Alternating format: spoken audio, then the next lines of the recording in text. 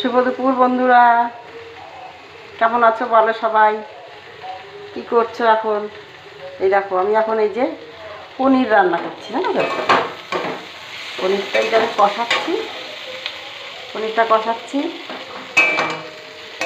কষাচ্ছি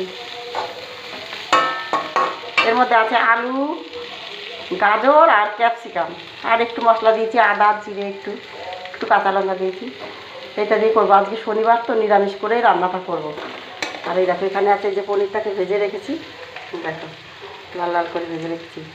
আমি কিন্তু পনির অনেকে জলে ভিজিয়ে রাখি, গরম জলে, জানো আমি গরম জলে ভেজাই না।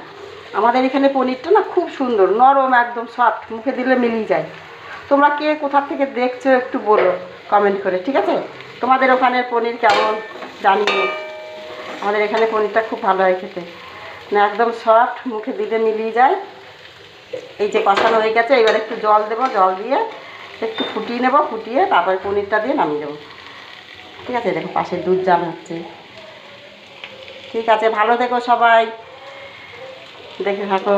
ভালো লাগলে একটা কমেন্ট করো।